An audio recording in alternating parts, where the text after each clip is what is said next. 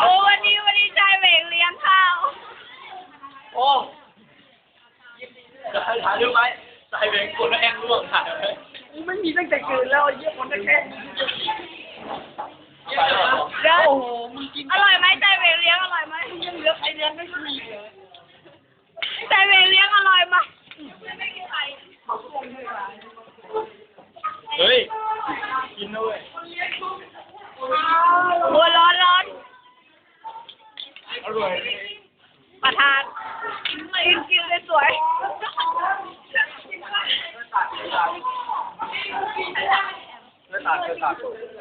เอานั่ง คนละใช่ไหมใครกับข้าวสามอันอร่อยไหมถ้าไม่คนไทยเจนมันไม่มีใครกินเจนทำไมเจนมึงกินคนเดียว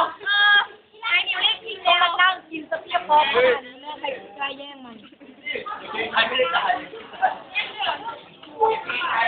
อร่อยมากอร่อยไหมดูหน้าใจเวง พวกมึงแดกโกโก้ใช่ไหมกันหรือเปล่า ไปด้วยครับถ้าลืมใจ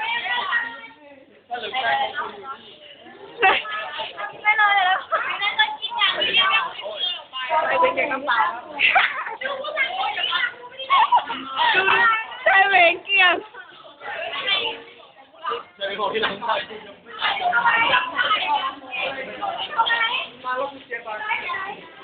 ดูคนกินดูคนกิน จริงเนี่ย ไม่ได้ถ่ายรูปถ่ายวิดีโอเฮ้ยไม่บอก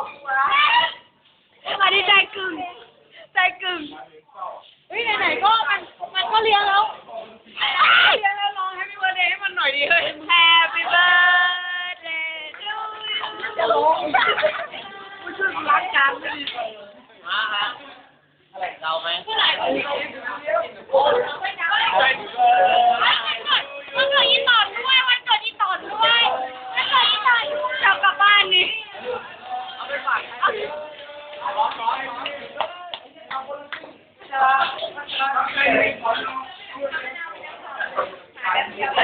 ยังไม่เสร็จงานแล้ว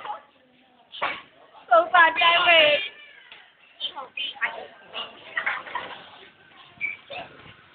เฮ้ยอะไรนะทำอะไรกันอย่าบอกคนอื่นยังไงจะตามมันหน่อยเนาะ โอ๊ยน่าเกลียดมากเฮ้ยมันไหม้เลย น้ำใครอ่ะ กินไปเถอะพวกมึงอะอันนี้มันไหม้ไม่แย่ง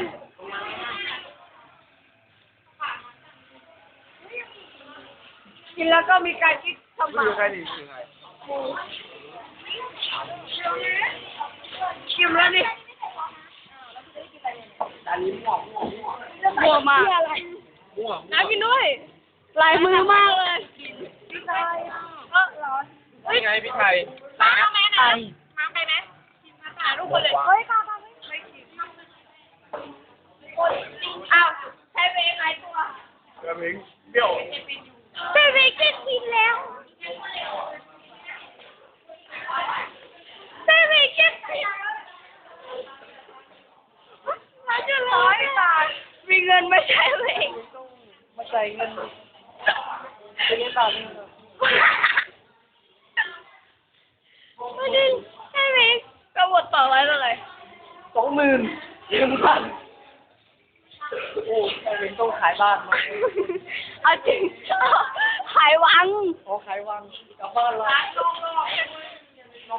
อันนี้อะไรนี่เมืองเลยอันนี้ไม่ไปกินกระชายไปกินมาแล้ว